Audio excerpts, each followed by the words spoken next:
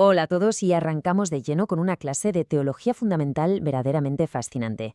Hoy vamos a diseccionar un debate histórico y bíblico que ha traído muchísima cola, la doctrina de la Trinidad frente a la teología de la unicidad, o como algunos lo conocen, el movimiento de solo Jesús. Lo que tenemos entre manos es un análisis riguroso de nuestro material de origen, que desglosa y refuta con precisión 7 errores doctrinales clave. Al visualizar estos argumentos vais a ver cómo todas las piezas del rompecabezas encajan a la perfección. Empezamos. Para que no nos perdamos, este va a ser nuestro plan de ruta. Primero, el conflicto fundamental. Luego pasaremos por el contexto histórico y las herejías. Analizaremos esos 7 errores doctrinales, nos meteremos en la polémica del bautismo, veremos las pruebas bíblicas de la pluralidad y, para terminar, revisaremos unas herramientas prácticas para defender la fe manteniendo la unidad. Punto número 1. El conflicto fundamental, entendiendo la raíz de la división doctrinal. ¿Vamos allá? Fijaos bien en esta comparativa. A simple vista, las discusiones siempre parecen girar en torno a cómo bautizar, pero el material nos dice que eso es solo la punta del iceberg. El verdadero choque está en cómo entendemos la mismísima naturaleza de Dios. Por un lado, el trinitarismo defiende el estándar bíblico e histórico, un solo Dios en 3 personas distintas. Por otro lado, el unicitarismo plantea que Dios es una sola persona que asume 3 manifestaciones temporales, como si se cambiara de máscara, y rechazan los títulos de Padre y Espíritu Santo como nombres válidos. Según la fuente, esto es llanamente una desviación de la ortodoxia. Pasamos al punto 2, contexto histórico y herejías antiguas, rastreando los orígenes del debate. Bueno, si pensáis que este debate es algo de antes de ayer, nada más lejos de la realidad. Mirad esta cronología. La doctrina de la unicidad no es la creencia original de la Iglesia primitiva. De hecho, en el siglo III, un hombre llamado Sabelio empezó a difundir esta teoría de la manifestación de una sola persona. ¿Y qué hizo la Iglesia primitiva? Los antiguos concilios se reunieron, analizaron la doctrina y la rechazaron tajantemente para proteger la fe. Esa enseñanza quedó reprimida y enterrada durante siglos, hasta que de repente resurgió en California en 1913. Es decir, estamos ante versiones modernas de herejías muy antiguas. Vamos con la sección 3, analizando los errores doctrinales, desmontando mitos históricos y textuales. Aquí es donde nos remangamos. Primer mito y error doctrinal que vamos a tirar por tierra. El supuesto origen católico de la Trinidad. Seguro que habéis escuchado eso de que la Trinidad se la inventó la Iglesia Católica. Pues bien, la fuente es muy contundente aquí. El trinitarismo era el estándar de la Iglesia primitiva muchísimo antes de que existiera el catolicismo romano como institución. Atribuir la Trinidad a un invento católico es, históricamente hablando, un completo disparate. Y llegamos al segundo error, que nos lleva a una clase de Hebreo Express. Los defensores de la unicidad siempre sacan Deuteronomio 6:4, Jehová uno es. Pero claro, si vamos a la gramática hebrea, la palabra original para uno ahí es ejad. Ojo a esto, porque no significa una singularidad absoluta e indivisible, no es un uno matemático solitario, es una unidad compuesta. Es literalmente la misma palabra que se usa en el Génesis cuando dice que en el matrimonio serán una sola carne. ¿Son una unidad? Sí, por supuesto, pero una unidad compuesta por más de una persona. Es una distinción brillante. El tercer mito es esa idea de que los judíos nunca, jamás creyeron en un Dios plural. Nuestro material aclara algo vital. El antiguo judaísmo bíblico sí que entendía a un Dios único pero con características plurales. Esa idea de una singularidad absoluta e inflexible no viene de la Biblia, sino de interpretaciones talmúdicas muy posteriores y totalmente extrabíblicas. No podemos mezclar ambas cosas. Sección 4. El bautismo y los nombres. Autoridad, audiencia y pureza textual. Sigamos. Aquí nos metemos en el cuarto error, que es la supuesta manipulación del texto de Mateo 28:19. Ya sabéis, el pasaje que dice en el nombre del Padre, del Hijo y del Espíritu Santo.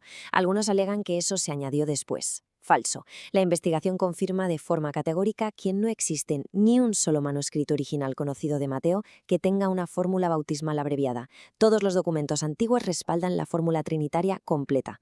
La versión cortita fue simplemente una licencia de estilo que se tomó el historiador Eusebio allá por el siglo III. Pero llegados a este punto surge una pregunta lógica buenísima.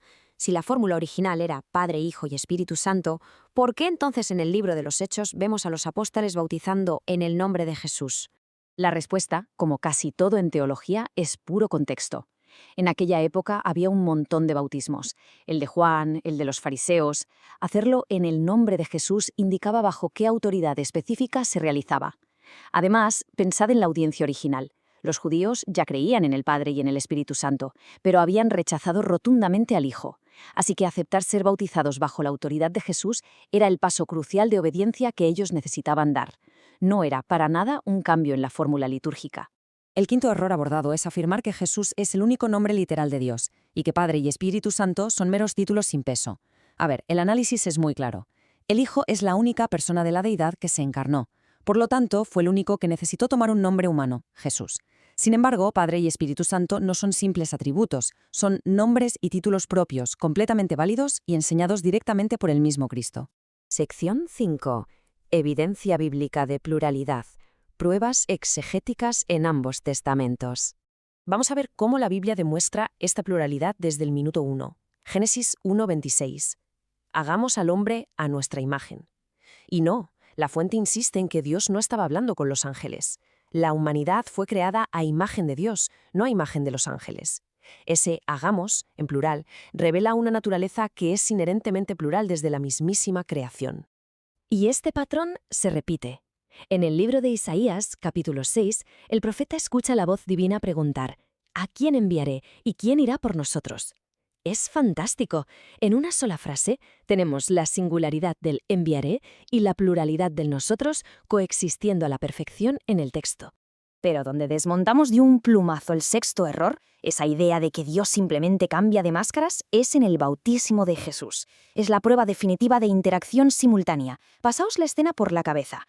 1. El Padre habla directamente desde el cielo. 2. El Hijo está físicamente metido en el agua. Y 3. El Espíritu Santo desciende visiblemente como una paloma. La fuente lo expone genial. Jesús no era un ventrílocuo cósmico proyectando su propia voz desde las nubes. Son claramente 3 personas distintas interactuando todas a la vez. Y todo esto nos lleva a un dilema lógico tremendo cuando miramos las oraciones de Cristo. En Juan 17 levanta los ojos para orar al Padre. En la cruz grita: «Padre, en tus manos encomiendo mi espíritu». Si afirmamos que Dios es una sola persona, convertimos estos momentos tan profundos en una obra de teatro bastante extraña, donde Jesús estaba orando a sí mismo. La pura lógica del texto exige que haya un emisor y un receptor distintos. Y llegamos a la sección 6, defensa práctica y unidad bíblica, equipando al creyente. Vamos a aterrizar toda esta teología en la vida real. Una táctica común de los grupos unicitaristas es presionar a la gente sugiriendo que si creen en la Trinidad es porque les falta revelación especial. El material rechaza tajantemente este séptimo y último error. Insisten que toda la verdad necesaria para comprender la naturaleza de Dios ya está claramente explicada en el texto bíblico. No hace falta ningún conocimiento esotérico, oculto ni extrabíblico.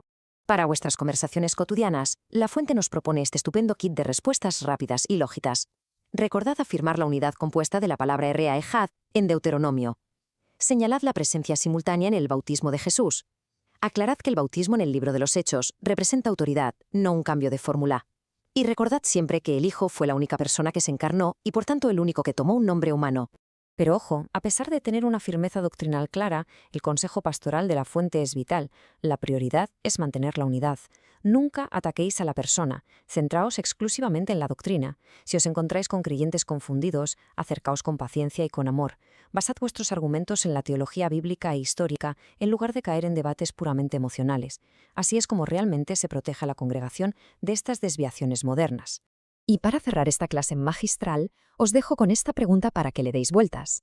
Si los primeros concilios de la Iglesia antigua se dejaron literalmente la piel para sentar y proteger la naturaleza de Dios frente a estas herejías hace tantos siglos, ¿cómo debería esa inmensa verdad histórica transformar la manera en que adoramos hoy en día? Pensadlo bien, porque la teología no es solo historia antigua, es la base misma de la fe. Esperamos que este análisis os haya aportado una profunda claridad. Hasta la próxima.